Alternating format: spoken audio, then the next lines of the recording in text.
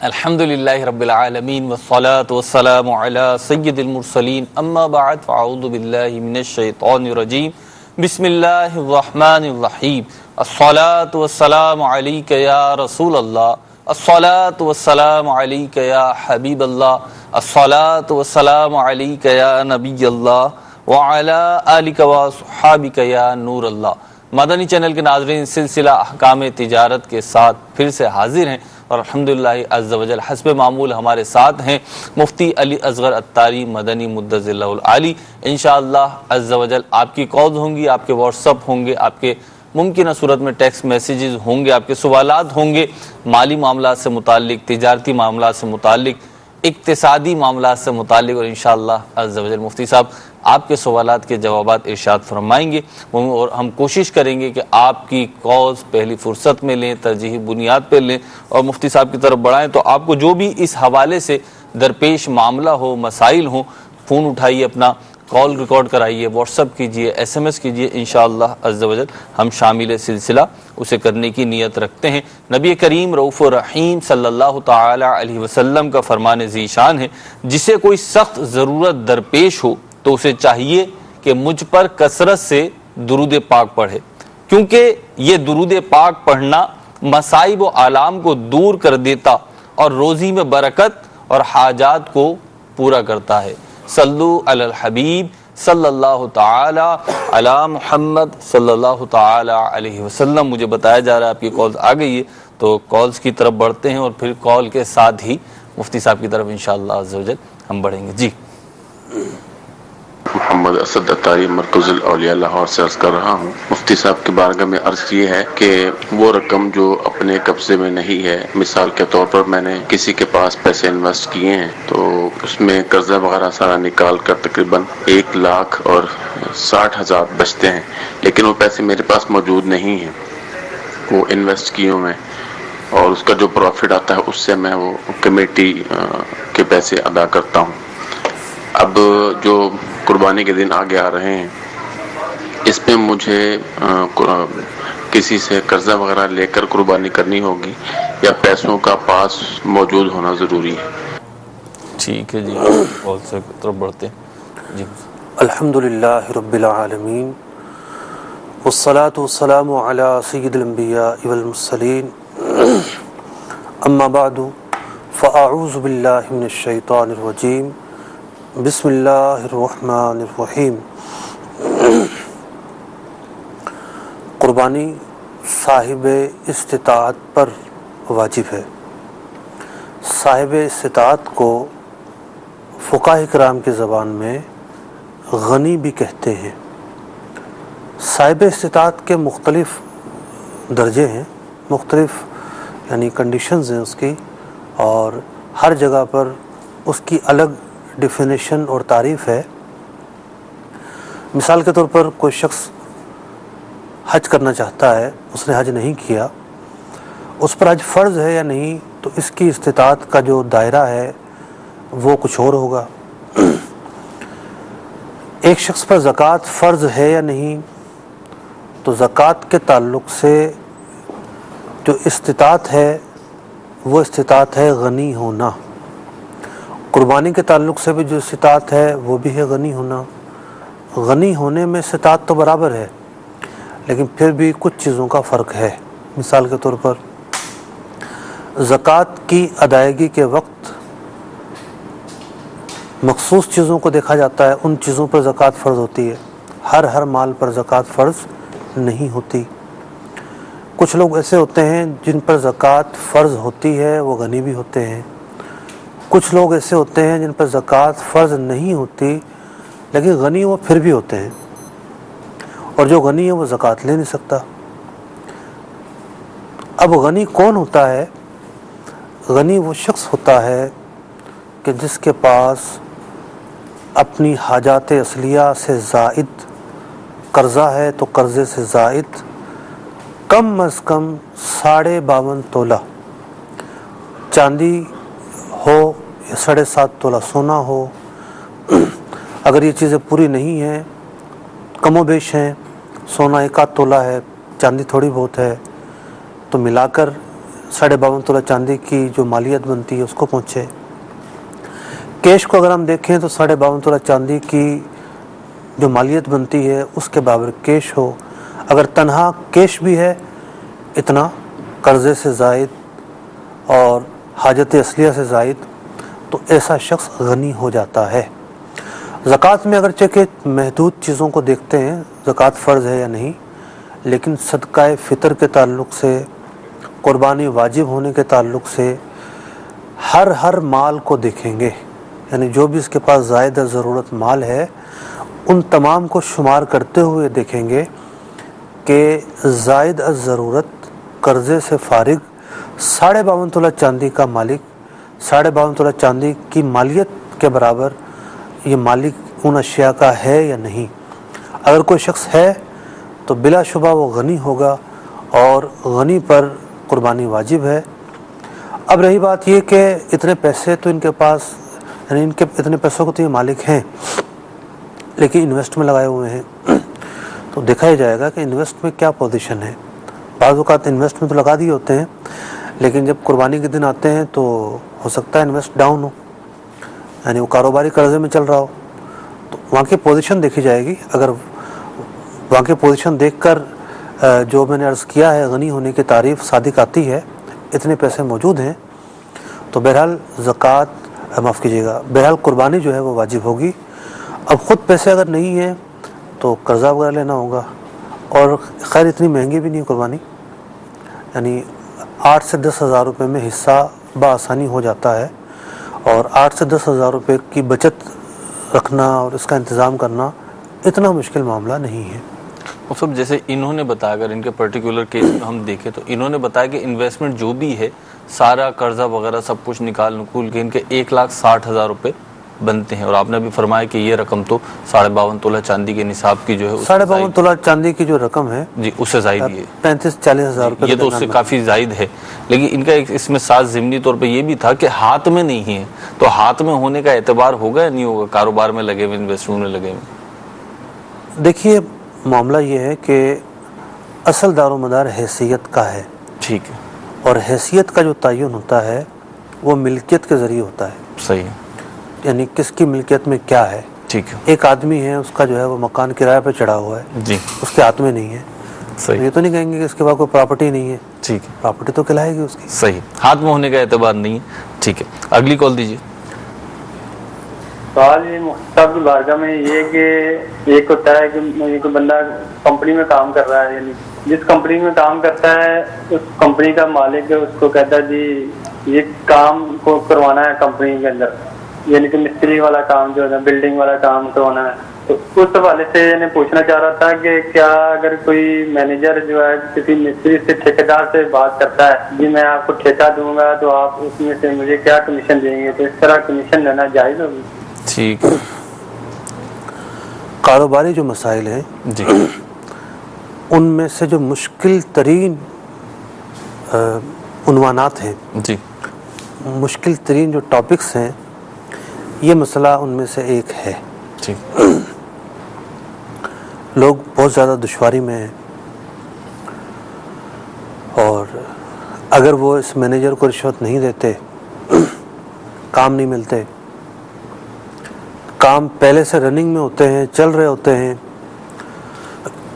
जब manager type के लोग या जिनके हाथों में इस कारोबार की इस काम की जो है वो डील है जी, वो देखते हैं कि इससे तो बड़ा कमा रहा है ये, ठीक है, तो अपना हिस्सा मांगना शुरू कर देते हैं, सही, अच्छा कैंसिल कर देते हैं। ठीक, ये सारी मुश्किलात अपनी जगह पर हैं, लेकिन थोड़ी देर के लिए हम ये सोचें कि ये इन लोगों का मांगना क्या है, मैनेजर का मांगना क्या है, क्या है, ठीक, क्या उसे कोई हक पहुंचता है, क्या वो ब्रोकर है? ठीक, ब्रोकर तो नहीं। पहले से फैक्ट्री का मुलाजिम है जी, और फैक्ट्री का मुलाजिम होने के एतबार से डीलिंग करवाना उसकी एक जिम्मेदारी है। ठीक, तो वो जो कुछ मांग रहा है अपने असर व रसूख की कीमत मांग रहा है, ठीक है, कि मेरा असर व रसूख है, अगर ये नहीं दो जो अप्रूवल देगा उसकी कीमत मांग रही है, ये तुम्हारा काम नहीं होगा। ठीक, और ये जो सूरत हाल है नो डाउट रिश्वत पर दलालत कर रही है, सही, کہ اس موقع پر اس مینیجر کا یہ رقم لینا، اس کا تقاضا کرنا بلا شبہ یہ رشوت ہے، ٹھیک، اور رشوت کا لین دین کرنا جائز نہیں ہے۔ بعض صورتوں میں رشوت دینے کے جواز کی صورتیں نکلتی ہیں، لیکن یہ صورت ان میں سے نہیں ہے۔ ٹھیک، اب معاملہ یہ ہے کہ وقتی طور پر بندہ سوچتا ہے کہ بہت بڑا نقصان ہو جائے گا، کیا کروں گا، جی لیکن رزق حلال کمانے کی جو اہمیت بیان کی گئی ہے، جی، وہ اہمیت اس لیے تو بیان نہیں کی گئی کہ بندہ آنکھ بند کر لے ٹھیک، اور کوشش کرے گا، فکر ختم کر دے حلال و حرام کی، اور ہر جگہ وہ سمجھوتا کرتا چلا جائے، جی تو سمجھوتا کرنے والا امتحان میں کیسے پاس ہوگا؟ ٹھیک، یعنی سوال پوچھا جا رہا ہے، ایک کوئی سوال ہے جی جی اور جو مرضی جواب لکھ دے، پاس تو نہیں ہو سکتا۔ جی بالکل پاس امتحان یہی ہے کہ حرام کو چھوڑے، حلال کو اختیار کرے۔ ممکن ہے اگر 50,000 کماتا تھا تو 20,000 کمائے، ٹھیک 20,000 کماتا تھا تو 10,000 کمائے، ٹھیک۔ لیکن رشوت میں پڑھنے کی اجازت نہیں دی جا سکتی۔ اچھا مطلب اس میں ایک جو بہت بڑا وہ ہوتا ہے نا، یعنی وسوسہ ہوتا ہے، یا یوں کہہ لیں جو اپنی قوت ارادی کو جو چیز توڑتی ہے وہ یہ ہوتی ہے کہ اس طریقے کا ٹھیکہ ہے یا اس طریقے کا معاملہ ہے کہ جب کہ کوئی مڈل مین بھی نہیں کہوں گا بلکہ مینیجر ٹائپ جو بھی سیٹ ہے اس سے اپروول لینی ہے اور اسے سگنیچر پہ جو ہے وہ ٹھیکہ ملنا ہے یا کام ملنا ہے یا آرڈر ملنا ہے، تو اب ہوتا یہ کہ ٹھیک ہے یہ حکم ہمیں پتہ چلا ہم چھوڑ دیتے ہیں، لیکن مارکیٹ میں تو 4 افراد کیا 10 افراد کھڑے ہیں جو لے لیں گے اور ہماری آنکھوں کے سامنے وہ لے رہے ہوتے ہیں، کام کر رہے ہوتے ہیں۔ اب ایسے میں اپنے آپ پہ قابو پانا اور پھر اپنی فیملیز کی طرف دیکھتے ہوئے قابو پانا تھوڑا مشکل ہو رہا ہوتا ہے۔ ایسے میں ہم کیا تصور کریں اس طریقے؟ تجارت کے اندر جو پوری جو کسوٹی ہے، جی اصل جو کسوٹی ہے جی وہ ہے لین دین کا نظام۔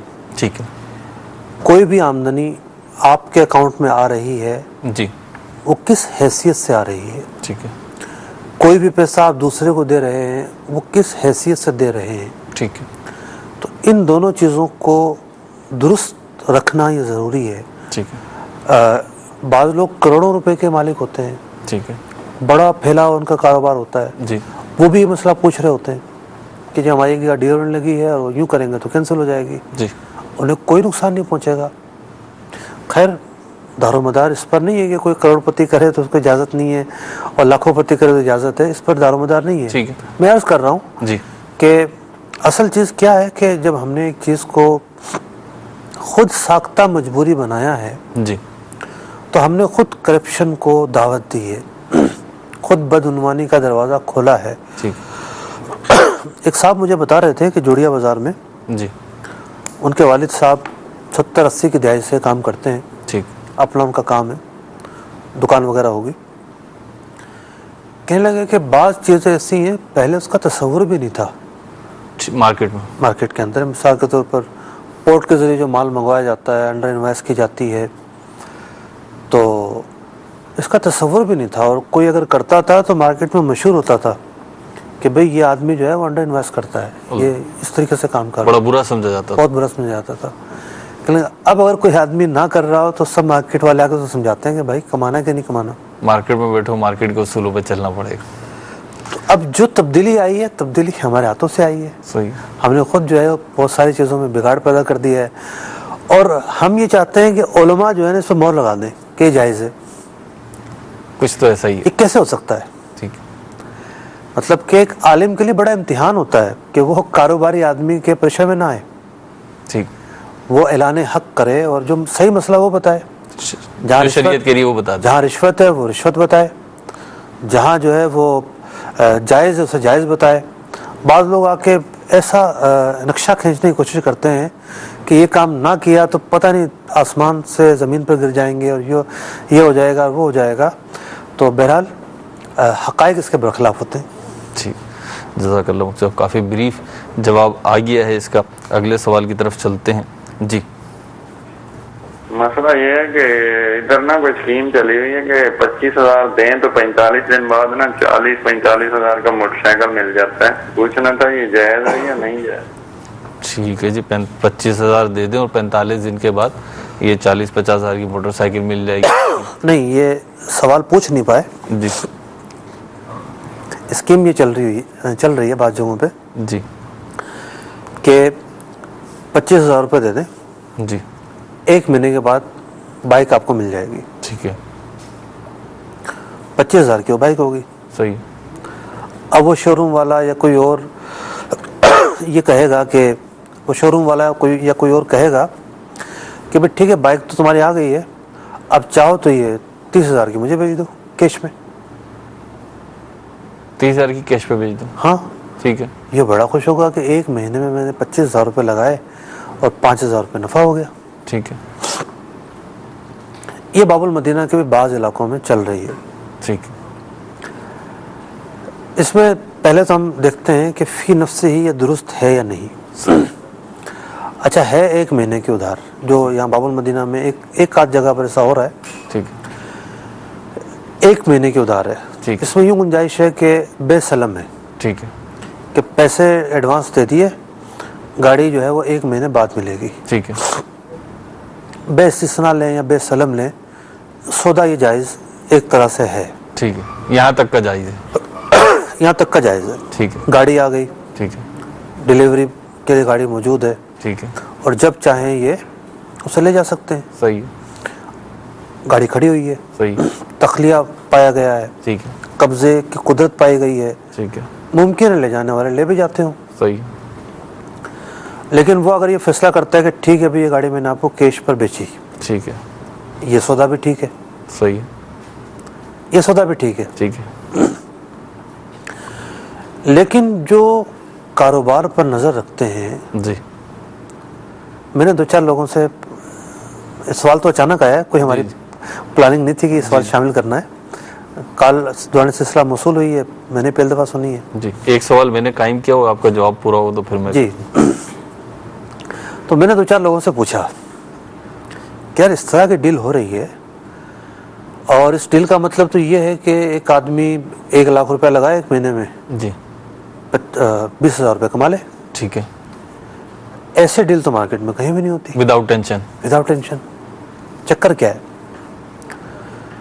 تو بہرحال جو مارکیٹ کے لوگ ہیں، جو سمجھدار قسم کے لوگ ہیں، جی وہ اس طرح کے کاروبار سے مطمئن نہیں ہیں.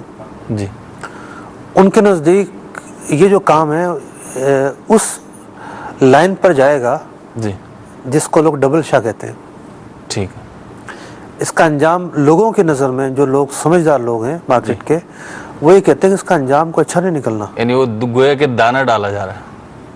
مارکیٹ والوں کا یہ کہنا ہے. مارکیٹ والوں کا یہ کہنا ہے. تو بات یہ ہے کہ سمجھداری کا مظاہرہ کرنا چاہیے.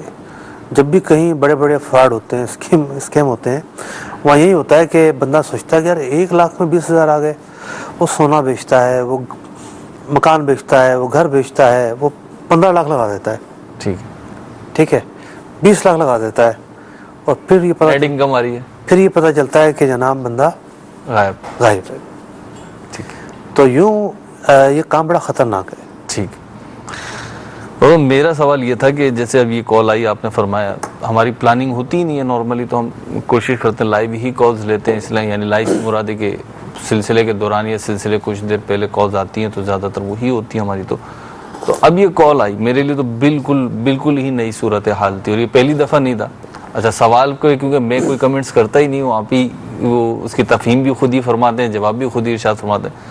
یہ تقریباً آج تک مطلب جتنے عرصے سے میں دیکھ رہا ہوں، جو بھی مطلب وہ معاملہ آتا ہے نا، بعض اوقات جیسے ابھی آپ نے فرمایا سوال درست نہیں کر سکے، پوری آپ نے اس کی تفصیل بیان کر. آپ کو کیسے پتہ چلتا ہے کہ یہ کاروبار، ظاہر سی بات ہے آپ کا کاروباری ڈیلنگ تو آپ کی ہے نہیں، آپ کا تو پڑھنا پڑھانا اور استفتاء اور فتوے سے تعلق ہے، کتابوں سے تعلق ہے، اور مارکیٹ کی جو بھی ٹرمینالوجی ہوتی ہے، پریکٹس ہوتی ہے، بلکہ وہ بیک ڈور جو ٹرمینالوجی اور پریکٹس ہوتی ہے وہ بھی آپ بیان کر دیتے ہیں. تو یہ کیا ہے کیسے؟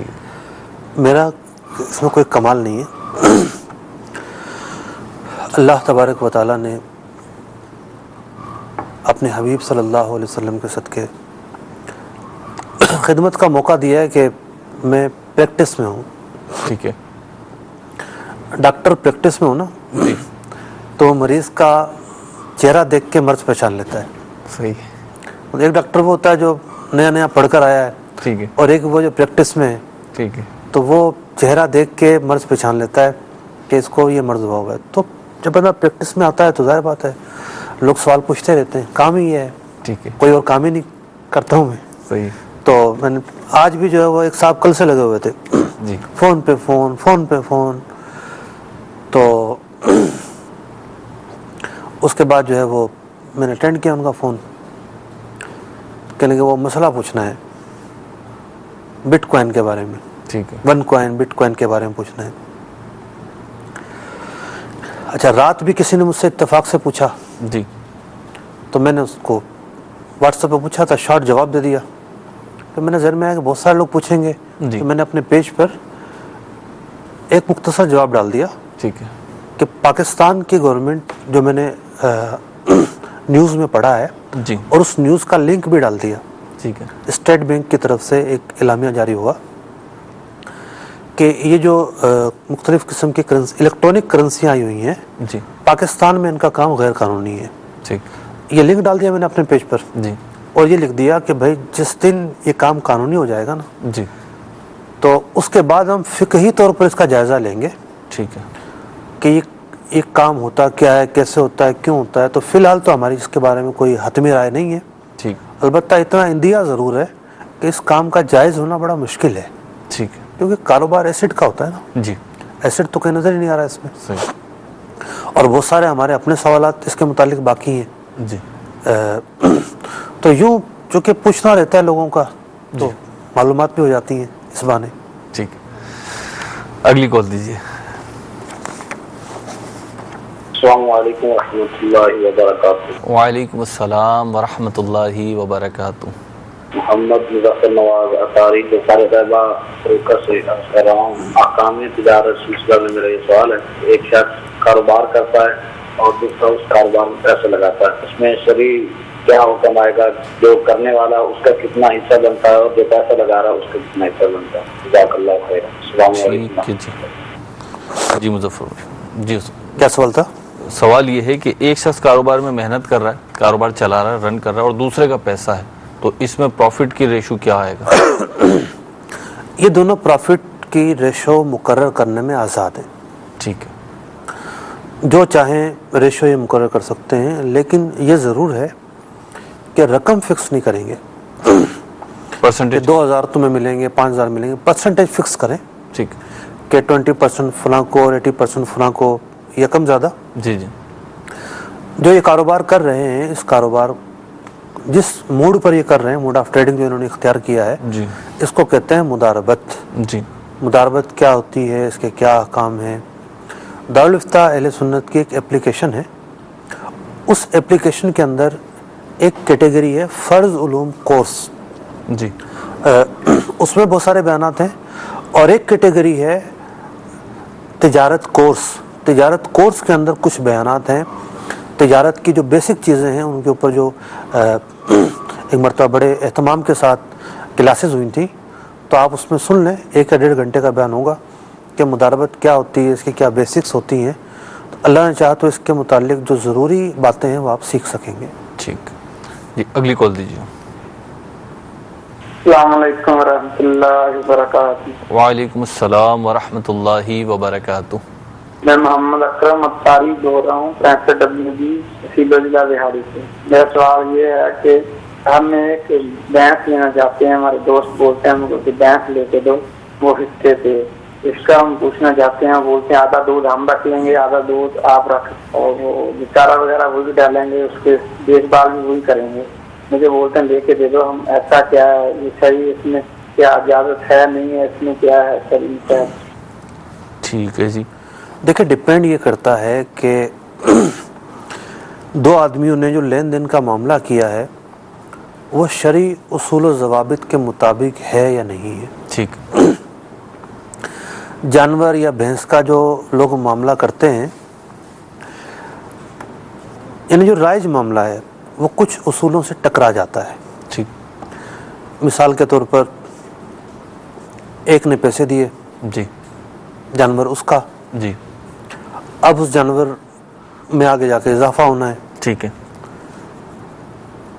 جو اضافہ ہونا ہے وہ اجرت بنتی ہے. कि बेटी की उजरत में तुम आधा ले लेना। मिसाल तो भैंस तो एक महंगा जानवर है जी जी कि जो भी बच्चा होगा वो बड़ा होगा 10 साल बाद, जितने का बिकेगा आधे तुम्हारे आधे हमारे, ठीक है या वो तुम्हारा भैंस हमारी। ठीक है तो इस तरह की उजरत मुकर्रर करना इबहाम पैदा करता है। ठीक है हो सकता है आगे उसकी नस्ल ही ना चले, ठीक है फिर क्या होगा? वो बच्चा होता है वो मर जाए तो फिर क्या होगा? ठीक जो काम ये करने जा रहे हैं ये काम करें, लेकिन सही तरीका हम बयान कर देते हैं। सही देखिए सही तरीका इसका ये है कि मिसाल के तौर पर आपको 1 लाख रुपए की भैंस खरीदनी है, ठीक तो आप खुद खरीदें या इस 1 लाख में से 50,000 रुपये उसको कर्जा दे दें सामने वाले को। ठीक है यानी जितने की भी भैंस आ रही है जी आप उसके आधे पैसे उसको कहें कि आप मैं आपको बतौर कर्जा देता हूँ, ठीक है आधे पैसे मेरे हैं। ठीक है खुद खरीदें या उसको कह दें, वो चूँकि मुमकिन है ज़्यादा जानने वाला हो, ठीक वो भैंस खरीद कर ले आए। सही जो भी पैसे जितने के भी आए इन्होंने सारे पैसे दे दिए इस तौर पर कि आधे उस शख्स को बतौर कर्जा दें और आधे इसके अपने। ठीक है जब 2 अफराद ने मिलकर भैंस खरीदी तो उस भैंस के अंदर दोनों की मिल्कियत बराबर हो गई। ठीक है उस पर जो अखराजात आएंगे वो अखराजात दोनों बराबर फेस करेंगे। ठीक है उससे जो दूध निकलेगा, यानी दूध भैंस की आमदनी है, जी वो इन दोनों की मिल्कियत होगा। ठीक है वो अगर बेचा जाता है या वो तकसीम किया जाता है पीने के लिए भी, जी तो वो दोनों के दरमियान तकसीम होगा। ठीक है अब इस भैंस की आगे नस्ल चलती है, जी बच्चा होता है, जी उस पर दोनों की मिल्कियत होगी। ठीक तो ये तरीका इख्तियार करके ये जायज़ तरीके से अपना जो लेन देन का एग्रीमेंट होने जा रहा है या मामला होने जा रहा है, इसको आसान तरीके से कर सकते हैं, कोई हर्ज नहीं इसमें। ठीक वो जो तरीका था उसमें गलतियां थी, उसमें बहुत सारी गलतियाँ हैं। ठीक तो ये जो तरीका आपको फरमाया मुफ्ती साहब ने, इस तरीके को अप्लाई करने की कोशिश करें। मज़ीद कॉल दीजिए।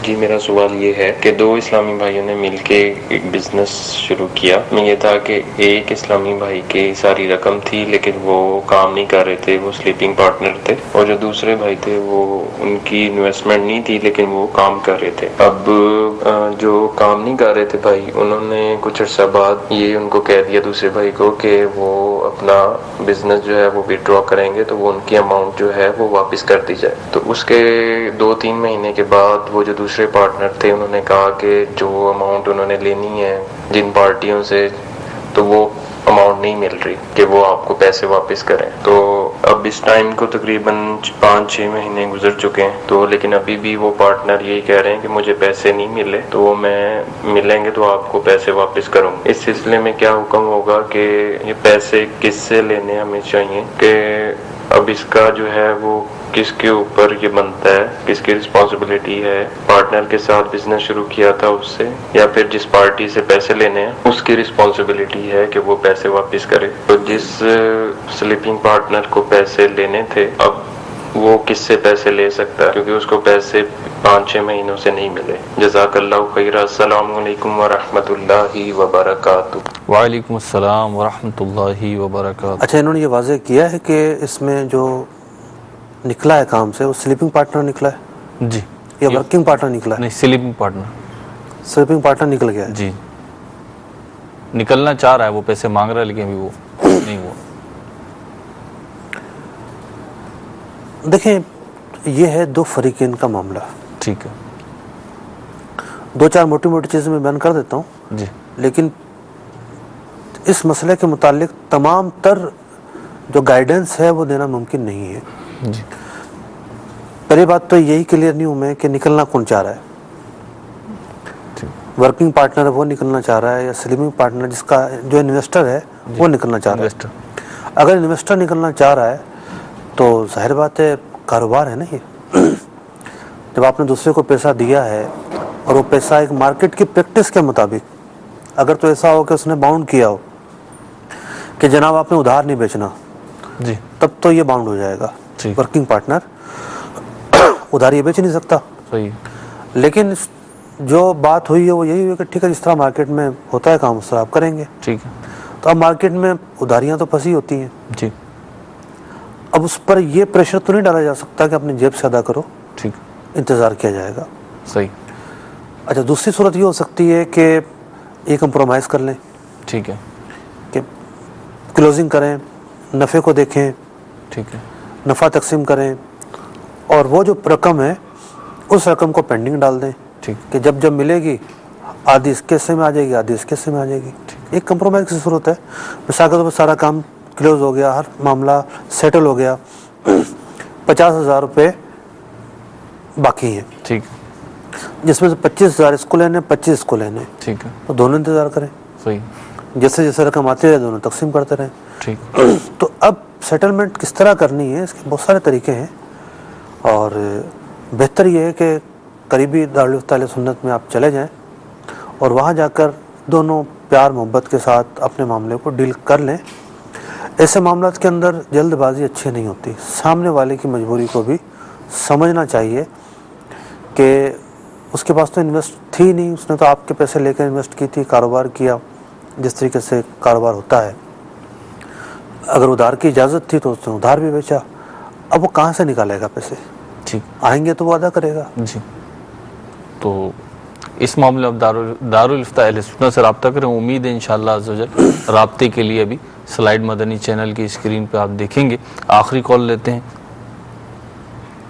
تو مفتی صاحب سر مجھے یہ معلوم کرنا ہے, بیسکلی میرا ڈیولپمنٹ اور ڈیزائننگ کا کام ہے. اچھا, اب اس میں یہ ہوتا ہے کہ ہمارے پاس بہت سے لوگ, کچھ ڈائریکٹ کلائنٹ آتے ہیں اور کچھ مارکیٹنگ کے تھرو ہم لوگ مارکیٹ کرتے ہیں, تو کچھ کلائنٹ آتے ہیں اور کچھ دوست یار ہوتے ہیں جو ہمیں کلائنٹ دیتے ہیں, لیکن وہ ساتھ میں ہمیں یہ مینشن کر دیتے ہیں کہ ہم آپ کو کلائنٹ دے رہے ہیں, اس پہ ہمارا 10% رکھ دینا, ہمارا 15% رکھ دینا, ہمارا 20% رکھ دینا. تو یہ کیا صحیح ہے, یہ جائز ہے, یا ہم ان سے یہ کہیں کہ بھائی جو بھی ہوگا ہم خود دیکھ لیں گے؟ آپ تھوڑا سا ذرا ڈیٹیل میں آپ ہمیں ذرا سمجھا دیں. ٹھیک ہے جی. دیکھیں, ڈیٹیل میں تو ہم نے پورے 2 بلکہ 3 سلسلے کیے تھے جی. 3 پروگرام جو ہے صرف کمیشن اور بروکری پہ کیے تھے, اور اسی طرح کا ایک مسئلہ تھا, بالکل ڈیزائننگ وغیرہ کا کس نے سوال کیا تھا, اور اس کا کوئی میں نے 15 منٹ کا تو جواب دیا ہوگا. جی. دارالفتہ اہل سنت کی جو ایپ ہے اس کے اندر ایک آئیکن ہے احکام تجارت کے نام سے. جی. پلے اسٹور سے اور ایپل کے اسٹور سے آپ کو یہ اپلیکیشن ڈاؤن لوڈ کرنے کو مل جائے گی. اس اپلیکیشن میں جائیں, احکام تجارت کے آئیکن کو کلک کریں, اس میں پورا ایک فولڈر ہوگا کمیشن اور بروکری کے مسائل. جی. تو اس سوال کا جواب تفصیل کے ساتھ وہاں بھی آپ کو مل جائے گا. میں بھی یہاں کچھ عرض کر دیتا ہوں. دیکھیے, کمیشن اور بروکری جو ہے وہ ایک مستقل کام ہے, نو ڈاؤٹ, لیکن دیگر کاموں کی طرح اس کام کے بھی کچھ تقاضے ہیں. ایسا نہیں ہو سکتا کہ ایک دوست کا دوست ہے, مطلب زید ہے اس کا دوست ہے بکر نے ایسے ذکر کیا ہے میں فلاں کام کرنا چاہ رہا ہوں. اب زید کو پتہ ہے کہ خالد جو ہے یہ کام کرتا ہے, جی. اس نے خالد کو فون گھما دیا کہ ایک بندہ کام کرنا چاہ رہا ہے, میں آپ کو بھیج رہا ہوں, جتنے کی بھی ڈیل ہو آپ لوگوں کی مجھے اتنے % دے دیجیے گا. جی. تو زید نے اتنا کام نہیں کیا جتنا ایک بروکر کو کرنا چاہیے. تو بروکر صرف زبانی جمع خرچ پر نہیں چل سکتا. ہاں, اس کو یہ پلان کر سکتا ہے, مثال کے طور پر اپنے خرچے پر دونوں کی میٹنگ کا ارینج کرے, کچھ جو ہے چیزیں وہ اپنے ذمہ لے لے, کچھ کام کرے, کچھ بھاگ دوڑ کرے, کچھ تگ و دو کرے, تاکہ جو پارٹیوں کو ملوانے پر محنت اور ایک عملی ایکٹیویٹی ہے وہ پائی جائے. اگر وہ پائی جاتی ہے تو اس طرح کا کام کرنے کا جو مارکیٹ میں عرف ہے, جی, ہر کام پر 10% نہیں لیا جاتا. جیسے یہ ریئل اسٹیٹ کا کام ہے, 1% پر بھی ہوتا ہے, 2 پر بھی ہوتا ہے, زیادہ سے زیادہ کہیں ہوتا ہوگا 4 پر ہوتا ہوگا. باب المدینہ میں نے نہیں سنا کہ میروز بھائی جی, کہ 2 سے زیادہ پر ہوتا ہو. یہ جو ہمارا ریئل اسٹیٹ کا کام ہے اس میں تو نارملی 2% ہی ہوتا ہے, اور بعض اوقات تو 1% ہوتا ہے, یعنی ایک پارٹی کی طرف سے 1% اور دوسری کی طرف سے 1%. تو میں عرض کر رہا ہوں کہ اس طرح کا کام کرنے کا جو عرف ہے وہ پھر آپ سامنے والے پارٹی سے طے کر لیں، اگرچہ کہ اس کو پتہ نہ چلے. یہ ضروری نہیں ہے کہ آپ جس پارٹی کو لے کے جا رہے ہیں اس کو بتا کے لے کے جائیں کہ میں معاوضے پہ کام کر رہا ہوں، ضروری نہیں ہے. لیکن جس کے پاس لے کے جا رہے ہیں اس سے آپ کی ایک انڈرسٹینڈنگ ہو پہلے سے، پھر آپ پوری میٹنگ ارینج کروائیں، خود عملی طور پر اس میں شامل ہوں، خود اس میں حصہ لیں، تاکہ صرف فون اور زبانی جمع خرچ کرنا نہ کہلائے، عملی ایکٹیویٹی کہلائے. اس کے بعد جو میں نے عرض کیا ہے اس تفصیل کے ساتھ آپ معاوضہ لے سکتے ہیں. ٹھیک ہے، ہمارے سلسلے کا وقت ختم ہوا اور کل دوپہر یہ سلسلہ آپ ریپیٹ ٹائم میں نشر مقرر کے طور پہ دوپہر 12:30 بجے دیکھ سکیں گے انشاءاللہ عز و جل. اور انشاءاللہ آئندہ اتوار کو اسی وقت باب المدینہ کراچی میں مغرب کی نماز کے کم و بیش آدھے گھنٹے کے بعد ہمارا سلسلہ ہوتا ہے. دوبارہ ہوگا، آپ کی کالز ہوں گی، آپ کے پیغامات ہوں گے اور مفتی صاحب کے جوابات ہوں گے. ابھی بڑھیں گے مدنی چینل کے اگلے سلسلے مدنی نیوز یعنی مدنی خبروں کی طرف. صلو علی الحبیب صلی اللہ تعالی علی محمد صلی اللہ تعالی علیہ وسلم.